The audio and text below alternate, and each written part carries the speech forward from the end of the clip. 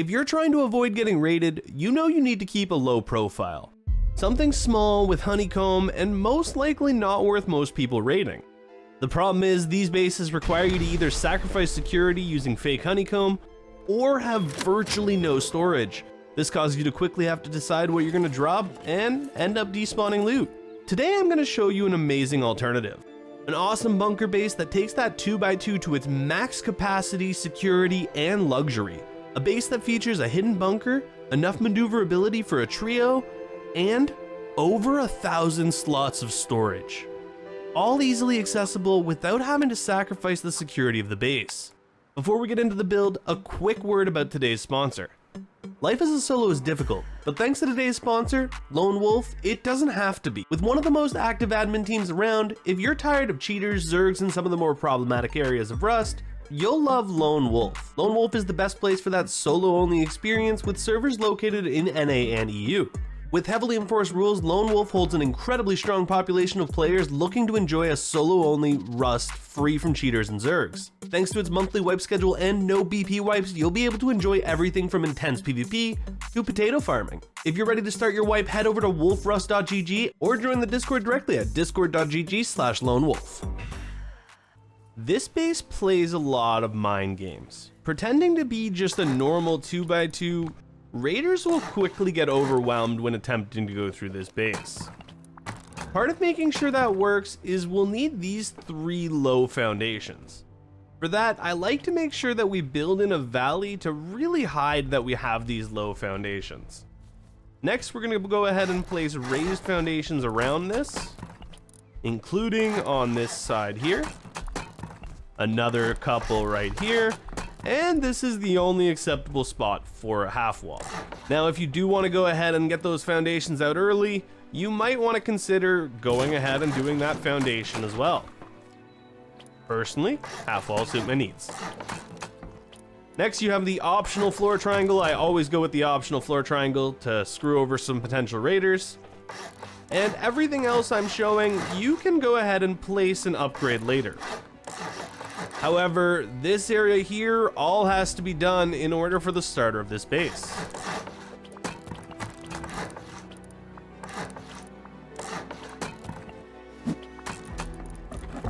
Placing our TC in the back corner here, we can place a large box. And we'll have room for up to 3 bags down here. You'll need to make sure you place bags in this room as it is incredibly important for this type of bunker. Coming out here, we're gonna place a shelf. And you can destroy this half wall, but you're gonna keep this shelf. So whether you upgrade it now or later, you're gonna want it. Next, you're gonna have to drop down, place this triangle, upgrade the triangle, and go back out. Unfortunately, this does have to be done before you finish the initial build. You'll need to have those large boxes ready, otherwise you're not going to be able to place all 3. Partially glitching into that back wall, you're going to be able to easily place the 3rd box right over here. Now, unfortunately, if you don't have all your boxes when you're going to seal it in, you'll only really be able to get in those 2 boxes. It's not the end of the world, but it is 30 less storage slots. Next, we're gonna go ahead and close in this initial area. And to do that, we're gonna simply add in some walls. We'll have to upgrade these foundations, and we can place a double door here. When upgrading these triangle roof pieces, we're gonna upgrade all of them to stone, except this one only upgrading it to wood for now. Now, while semi-functional, it's not really a base. I don't recommend staying like this for too long, and you should very quickly be working to get this room and eventually the rest of the base sealed up. This is going to be one of our loot rooms, and it's basically the 2nd most secure area besides that initial room. Garage doors are one of the best blueprints you can get for this base, and you should rush to get them as soon as possible. Whether that means running a couple monuments, working down the tech tree, or buying them from a vending machine, I would rush them for sure, as it's just going to make your life a lot easier.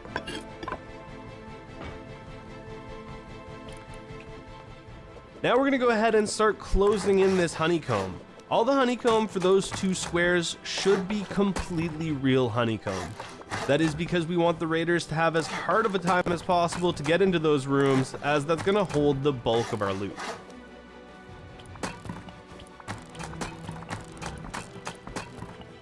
For the rest of the honeycomb, we are going to leave it open for now, as we are going to actually be utilizing it. Making use of honeycomb space is a great way for a solo, duo, or even trio to get the most out of their base. On this backside here, we're going to create another shelf space, creating more shelving, but slightly less secure shelving for us to use. In this room, I would not recommend keeping anything too valuable, as it is just the one wall from the outside, but it is very useful to have that extra storage space. For these 2 side rooms, you have a couple options. You could go with the double doors, you can go single doors, or you can go with the windows. I like to personally go with the windows, as they are the more secure option, making use of your honeycomb while still not really costing you too much in security. That said, what you place in them is completely up to you. Personally, if I'm playing as a duo or trio, I like to have a lot of lockers, so I'll utilize these spaces for those lockers. Placing the lockers first and then the window, absolutely no problem. And then this one over here, I will utilize for my furnace. That said, if you're farming a lot more and you really need those furnace spaces, it might be useful to use both of them as furnaces. Working your way back up to the roof, we're gonna go ahead and close in all of these triangles.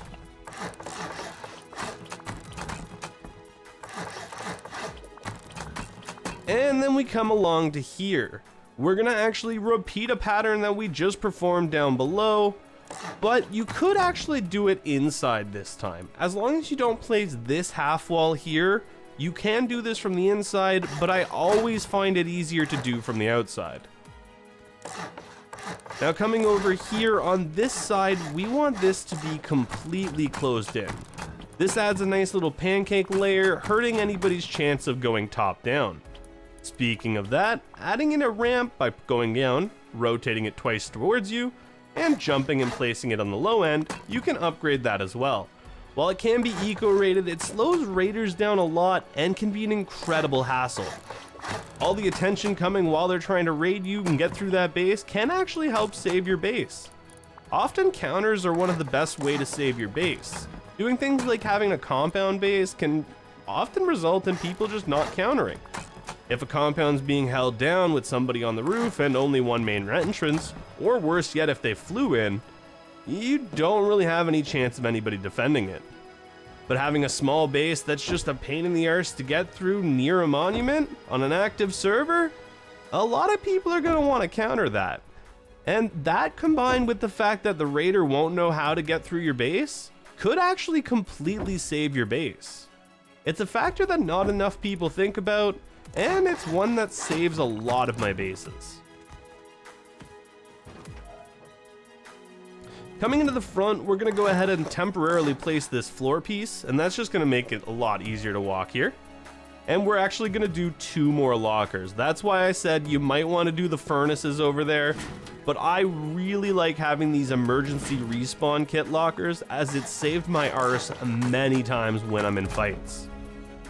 Next, before we close in this, which I do recommend having a doorway airlock here, we're going to need to close in this spot. To do that, first we're going to add this half wall and make a little jump up spot. This is going to give both the illusion and the actual practicality of being a jump up. Part of the reason we kept this as wood is wood only takes a single sword to soft side up. So if you did want to expand your base later, you would very easily be able to come up here and work with whatever you need to. That said, you could always upgrade it to stone and still pick through that. It just takes too long and I don't like it. Now, because I don't expect that you're building this super tall, and honestly, I don't really like expanding it, we're gonna use this area here. Utilizing this area as a drop box with an obvious garage door here. Only obvious from the inside, make sure you place it right so it doesn't pop through the outside. But with these boxes down here, it actually does something very important. That is, as long as you spread them out like I've done here. What that does is actually disables somebody from stability checking. You see, with those boxes there, they'd actually have to remove that box to check, and once they've already blown through this, there's not really too much likelihood that they would. That said, if they did, they would be able to inspect and see that it is a stability thing, and for that reason it might be worth upgrading all of your foundations to metal.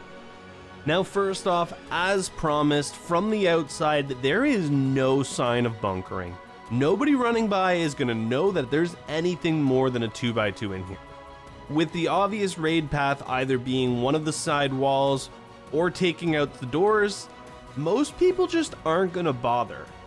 That said, what they'd be missing inside is, well, quite a lot. Jumping right into it, we've got our quick drop storage as well as our locker, of course the expansion option up if we ever need it, another quick locker to deposit kits that we get as well as anything for when we respawn. Immediately 2 bags here with a third in the airlock, no problem. Our tier 3 doubling as wall protection to that main room. Easily accessible boxes up top and another locker or again furnaces in here. And you'll notice one thing about this base is moving through it is easy as heck. No issues getting to any boxes, and even if you're a trio, moving through here would not be hard at all. You don't even have to crouch to walk around, and you can literally access every single box without any issues.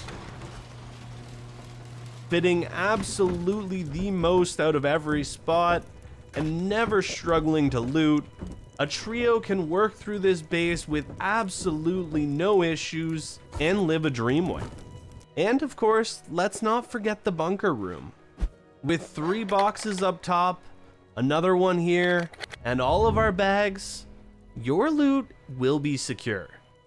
Of course, if you guys liked the video, if you guys like the base design, make sure to hit that like button. Also subscribe for future content, as I'm always looking to put out the best base designs.